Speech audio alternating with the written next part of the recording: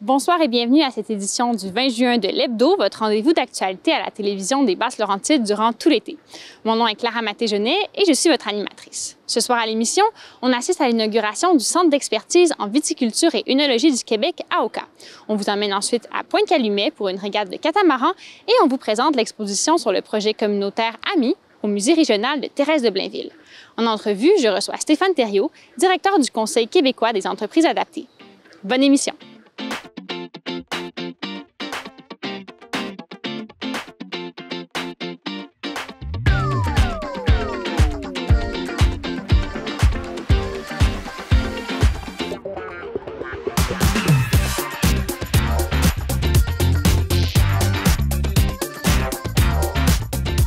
Le gouvernement du Québec a annoncé l'octroi de près d'1,4 million de dollars au Centre de recherche agroalimentaire de Mirabel pour développer un tout nouveau centre d'expertise en œnologie dans la région.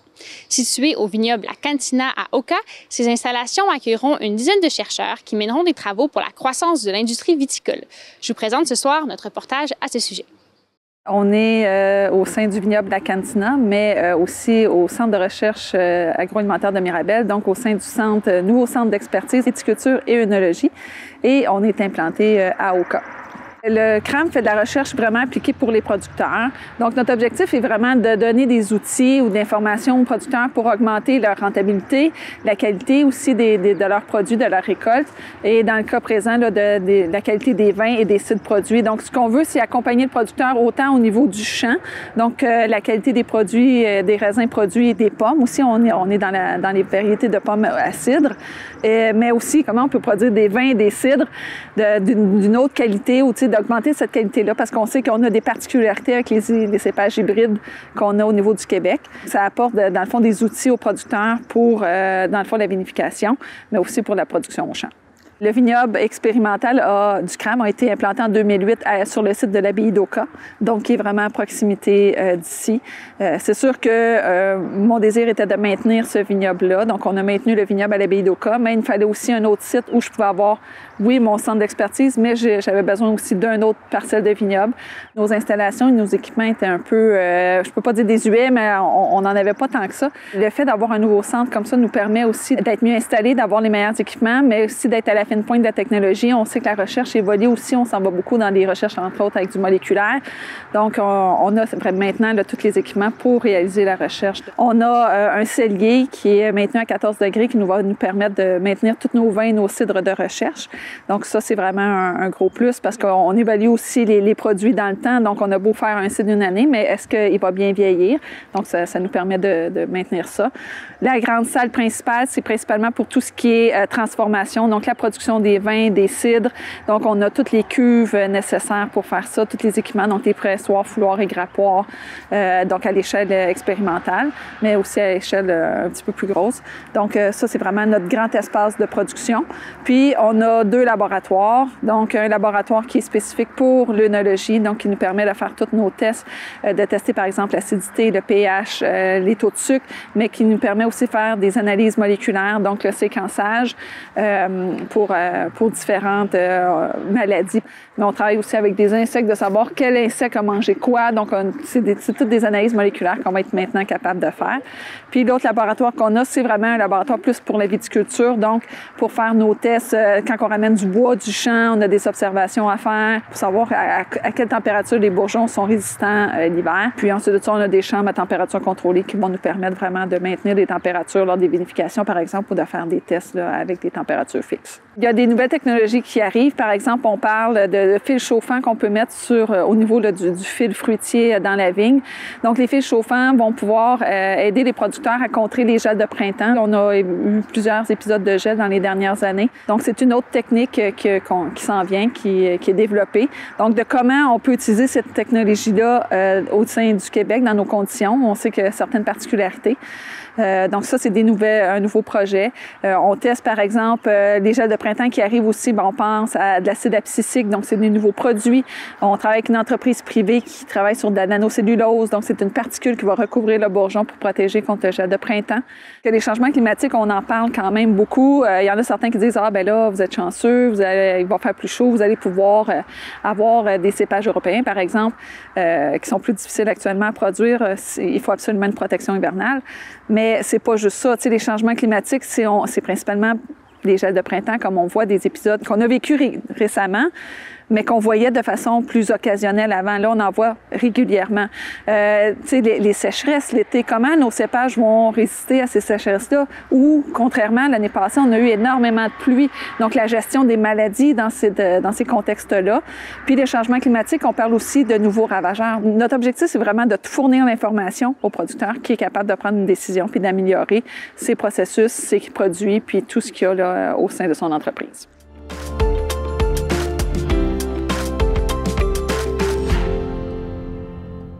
Cette semaine, dans les Basses-Laurentides, Papillon Infrastructure Nature et le Jour de la Terre Canada ont annoncé la mise en place d'une toute nouvelle tarification préférentielle de nuit sur son réseau de recharge rapide pour véhicules électriques Recharge Éco IGA. Cette initiative, une première au pays, est en fonction depuis le 17 juin dernier. Les usagers de véhicules électriques profitent maintenant d'un rabais de 10 sous pour le kilowattheure, et ce, de 21h à 5h59 lors de la recharge de leur véhicule. Cette tarification préférentielle est entre autres disponible dans les IGA de Boisbriand, Prévost, Saint-Eustache, Saint-Jérôme et Sainte-Thérèse, qui comptent chacun 2 bornes de recharge rapide du réseau Recharge Éco IGA. Cette initiative, qui se veut une stratégie pour alléger la pression sur le réseau électrique, entre en vigueur alors que le réseau passe d'un tarif à l'heure à un tarif au kilowattheure. Ce tarif est établi à 49 sous 10 kWh le jour et à 39 sous 10 kWh la nuit sur l'ensemble de son réseau, alors qu'il était à l'habitude de 22 $ de l'heure. Le Centre intégré de santé et de services sociaux des Laurentides annonce le tout nouveau programme québécois de dépistage de la surdité chez les nouveau-nés dans chacune des unités des naissances des hôpitaux de la région des Laurentides. Cette approche proactive permet d'identifier rapidement les nourrissons en risque de surdité et d'offrir une intervention rapide et un soutien adapté à la famille dès les premiers jours de vie.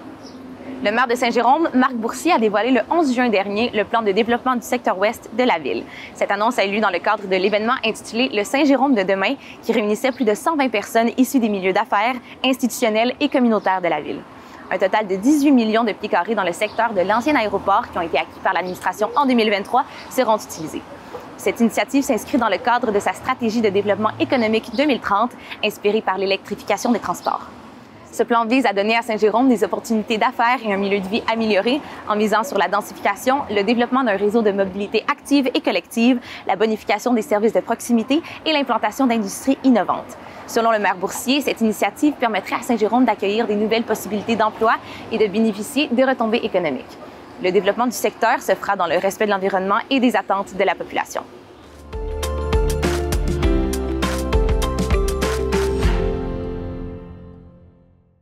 Durant la fin de semaine du 15 et 16 juin se tenait la première étape du circuit des régates des catamarans de classe F18 à Pointe-Calumet. C'est le club de voile Sans Souci qui était hôte de l'événement pour une 2e année consécutive et on en a profité pour y faire un tour. Bienvenue chez Voile Sans Souci. En fait, ici, aujourd'hui, c'est la régate annuelle du club. Donc, nous, on a un club nautique avec une partie de membres catamarans et on a environ 70 catamarans. Puis aujourd'hui, c'est notre régate annuelle et on a invité la première manche de la F18, qui est un circuit québécois de régate, à venir faire leur première manche aujourd'hui dans notre régate ici. Voile Sans Souci, c'est une entreprise qui a une identité nautique super spéciale. En fait, on a plusieurs ramifications dans l'entreprise. D'un côté, on a une voilerie et un atelier. On produit 100% de nos voiles ici au Québec. On a des maîtres voiliers et des voiliers sur place. On a des programmes de formation pour former nos gens. Donc, on produit tout ça ici dans notre atelier à Pointe-Calumet. On a une autre partie de l'entreprise qui est un club nautique. Donc, on a environ 15 activités et formations différentes. Puis, on se spécialise vraiment dans la voile sur catamaran, bien qu'on a de la voile croisière, de la voile légère et tout.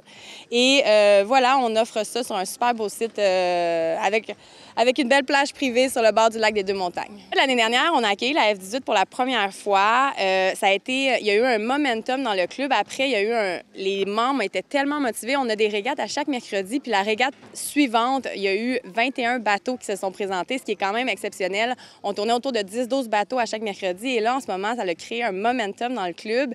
Cette année, on a eu 3 régates et on était entre 17 et 19 bateaux à chaque mercredi soir. Il manquait encore des gens. Donc, on a vraiment... depuis quelques années, on fait de plus en plus d'activités pour nos membres, puis ça faisait vraiment partie du curriculum qu'on voulait offrir à nos membres, d'avoir des régates extracurriculaires par rapport à nos régates hebdomadaires. Et puis, avec l'engouement de l'année dernière, le fait que l'année dernière, c'était une édition qui a été une super belle édition, mais il n'a pas fait beau comme tout l'été dernier. Et là, cette année, on s'est dit, bien, on remet le championnat ici, on remet la manche ici.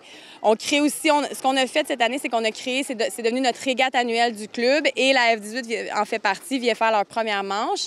Et puis l'année prochaine, bien, on vise à éviter le championnat canadien de la F18 ici.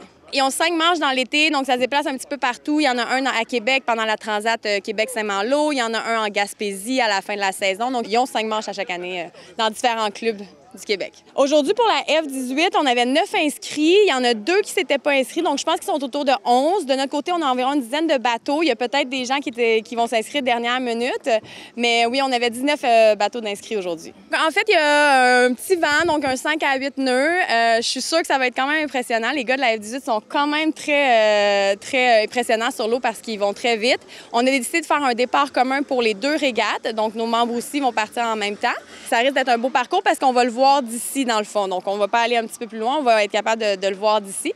Mais c'est un vent environ entre 5 et 8 nœuds là, aujourd'hui. Bien, le lac des Deux-Montagnes, ce qui est le fun, c'est un très beau lac pour apprendre. Il n'y a pas beaucoup de trafic marin, donc il n'y a pas de marée, on n'est pas sur le fleuve, le courant est minime. Donc, c'est vraiment pour nous, en tant que club nautique, pour donner des formations, c'est vraiment exceptionnel. Les petits défis ici, c'est qu'on a des hauts fonds, surtout pour la classe F18 qui ont des rives sables qui sont plus longues. Ça, c'est un petit défi, donc il faut adapter un petit peu le parcours. Mais sinon, on est vraiment chanceux parce qu'avec la baie qu'on a, pour notre club, c'est vraiment... Puis la direction normale du vent dans la saison, c'est vraiment une belle baie pour partir, aller chercher son vent un petit peu plus loin puis rentrer tranquillement. Mais oui, le petit défi ici de notre lac, c'est les hauts fonds qui sont un petit peu dangereux pour les F18. Et dans le fond, nous, ici, chez Voix Sensible, on a un comité social. C'est des bénévoles qui organisent des activités pour leurs membres. Donc, on a une programmation vraiment incroyable. À chaque 2 semaines, on a une activité. Et une fois par mois, on ouvre un tiki bar estival. Donc, c'est un bar qu'on a sur la plage. On sert des cocktails. On a un band live qui vient jouer. On fait des barbecues. Puis, c'est vraiment le fun. C'est là que notre communauté se rassemble environ une fois par mois. Puis, il y a vraiment un momentum. On attend environ une centaine de personnes aujourd'hui, entre 100 et 150. Il y a beaucoup de gens qui vont venir voir la course, mais comme la course est sur le lac un petit peu plus loin, les gens vont arriver en fin d'après-midi, puis ils vont arriver pour le spectacle et tout. Mais oui, je pense que d'ici à partir de midi, avec la belle journée qu'on a aujourd'hui cette année, on va attendre du monde en journée, puis en soirée, bien là, toute la foule va arriver. On va festoyer avec les régatiers d'aujourd'hui.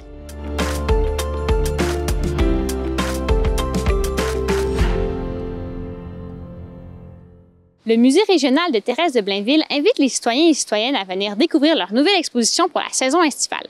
À l'aide de photographies, de produits d'artisanat et d'une activité participative, les visiteurs peuvent en apprendre plus sur le projet communautaire des ateliers d'Émile-Île qui a pris place dans les années 70 dans la région.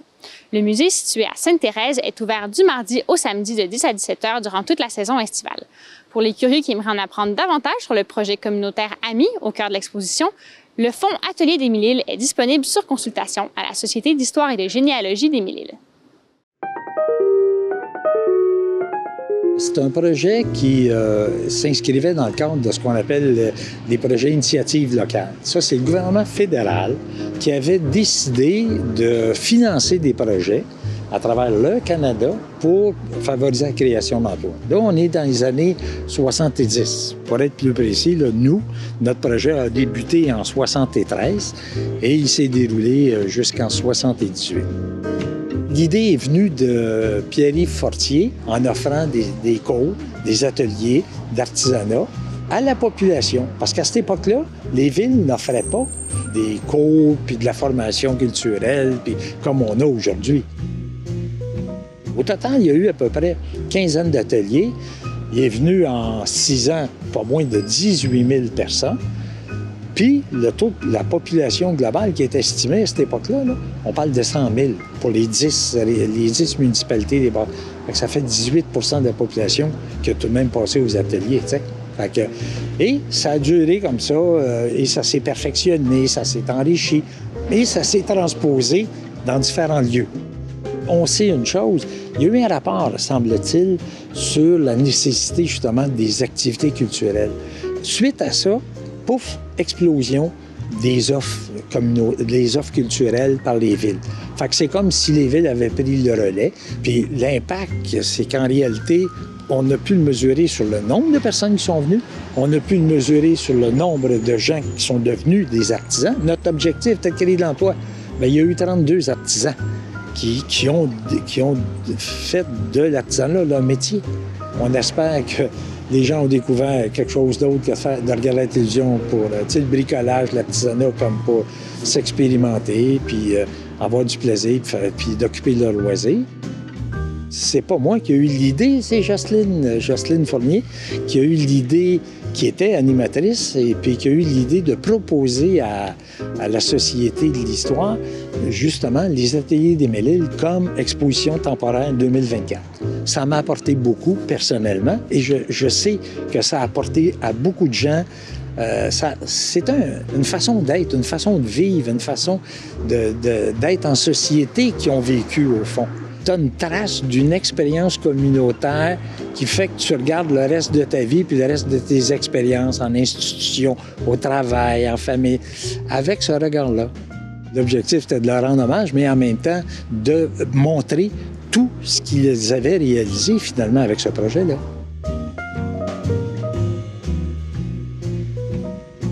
Je vais te présenter le contenu de l'exposition. En fait, il se divise en trois morceaux, là. Un premier morceau qu'on voit derrière nous, qui montre que c'est une création communautaire. Ensuite, sa marque de commerce, c'était d'offrir des ateliers aux gens. Donc, on a un deuxième volet ou un deuxième espace où sont concentrés, si tu veux, les ateliers qui étaient offerts, des réalisations des participants, des réalisations des artisans. On présente aussi les artisans créateurs, formateurs et animateurs d'ateliers. On présente une série de pièces qu'ils ont faites. Et la troisième section, bien, plus consacrée à ce qu'on appelle des créations picturales. Donc, on est plus dans le domaine de l'art plastique. Il n'y avait pas besoin d'avoir des prérequis techniques ou des connaissances techniques au préalable pour réaliser ça.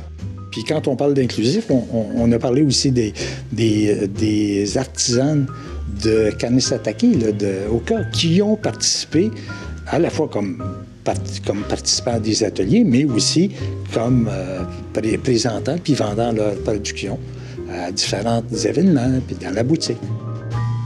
Je crois que ceux qui sont un peu... qui rêvent d'une espèce d'ambiance sociale, communautaire, où il y a des expériences qui sont partagées dans une atmosphère de convivialité, bien, ils sont invités à venir, à retrouver ça, à voir ça, parce que ça fait du bien de l'avoir vécu. Puis je souhaite que les gens qui viennent voir l'exposition puissent le ressentir, puis avoir le goût de le faire, parce qu'ils s'offrent des choses au niveau communautaire qui sont intéressantes, ça vaut la peine d'y aller.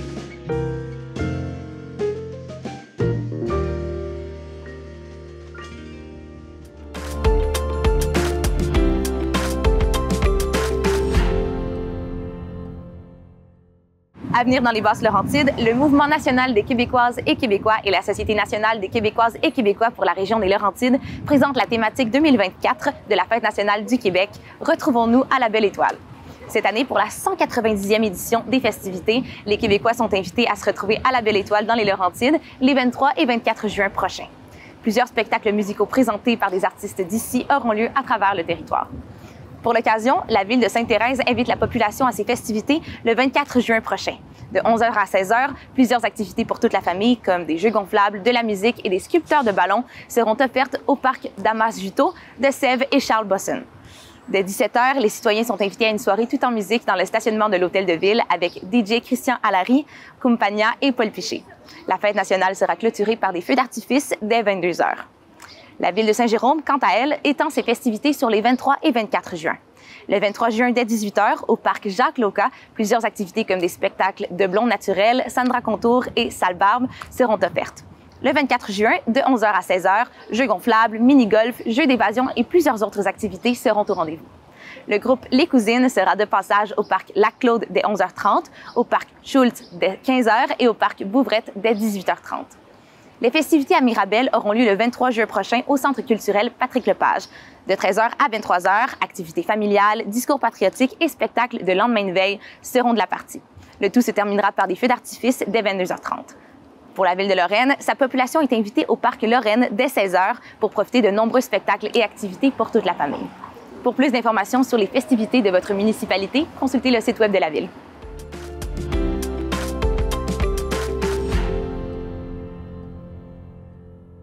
Le Conseil québécois des entreprises adaptées a sorti une nouvelle étude sur les retombées économiques de ce type de compagnie partout au Québec.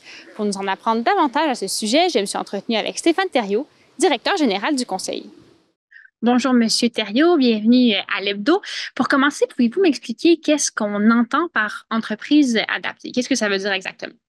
Bien, une entreprise adaptée, c'est un concept unique au Canada qui est présent au Québec depuis plus de 40 ans. Donc, on définit par entreprise adaptée une entreprise dont son personnel va être à plus de 60% composé de personnes avec limitations fonctionnelles. Donc, ça peut être des limitations d'ordre mental, ça peut être des limitations d'ordre physique. Alors, c'est ce qui définit et autorise le statut d'entreprise adaptée au Québec. Et là, si je comprends bien, dans les Basses-Laurentides, il n'y en a pas encore des entreprises adaptées? C'est notre seule région présentement où on n'est pas représenté. Donc, on est présent de Sept-Îles à Rouyn-Noranda en passant par Montréal, Québec et un peu partout, mais effectivement, pas d'entreprise adaptée dans les Laurentides.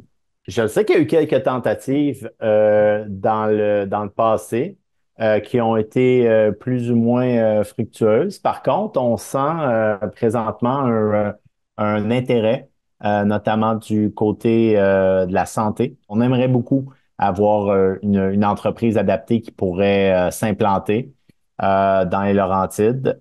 Écoutez, vous avez quand même un bassin de population qui est hyper intéressant. C'est sûr que dans le futur, il pourrait y avoir des opportunités de développement au niveau, soit par une entreprise qui est existante, qui pourrait faire une expansion ou vers les Laurentides ou encore par la création d'une toute nouvelle entreprise. D'accord. Et pouvez-vous un peu m'expliquer les points saillants là, de cette étude qui a été menée?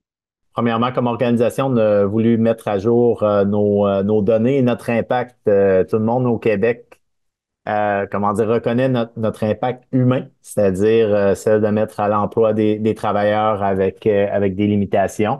Mais on voulait voir aussi dans le portrait au niveau économique, qu'en est-il notamment au niveau de la fiscalité. C'est que donc on voit que au niveau fiscal, la présence des entreprises adaptées, des achats avec leurs fournisseurs et les fournisseurs de deuxième ligne aussi a un impact positif au Québec. Mais au-delà de tout ça, on s'interrogeait aussi, puis ça c'est une nouveauté sur les coûts évités pour la société de mettre à l'emploi des travailleurs qui sont malheureusement de façon naturelle un peu plus éloignés du marché du travail, du marché régulier de l'emploi. Et encore une fois, on voit que de faire passer nos travailleurs d'une mesure passive, bien souvent l'aide sociale, vers une mesure active, le travail, il y a les effets économiques sont importants pour le Québec. Donc, on est bien content des résultats. Donc, au-delà de l'impact social, maintenant, on a un marqueur de l'impact économique de ce type d'entreprise, c'est bien ça? On parle des gains au niveau de la fiscalité de tout près de 75 millions pour les deux paliers de gouvernement, c'est important, pour le fédéral aussi. Puis au niveau des coûts évités, tout près de 55 millions. Alors ça, c'est une photo qui a été prise en 2021-2022. Donc, on voit que c'est quand même un apport non négligeable au Québec, la présence des entreprises adaptées. Comme je vous disais en début de parcours, on est un réseau de cœur, un réseau qui fait beaucoup de bien pour nos travailleurs et leur communauté. C'est que donc, non seulement les travailleurs ont l'opportunité de développer leur propre employabilité. Certains vont faire le saut par la suite. Pour certains, ça va être un tremplin, vont faire le saut vers l'entreprise régulière. mais on s'intéresse aussi, on travaille très fort pour développer le côté humain, donc le savoir-être de nos travailleurs, l'autonomie. C'est que bref, tout ce côté-là était bien noté. Mais donc, on est content de voir qu'au-delà de tout ça, ça demeure un investissement en 2024 qui est payant pour le Québec. Parfait. Merci beaucoup. Avez-vous quelque chose que vous voudriez ajouter? Je pourrais peut-être rajouter que si jamais il y a des gens qui sont intéressés, s'il y a des gens qui sont intéressés à en savoir plus au niveau des entreprises adaptées, à simplement visiter notre site web et vous allez être en mesure de communiquer avec nous facilement. Donc, voilà.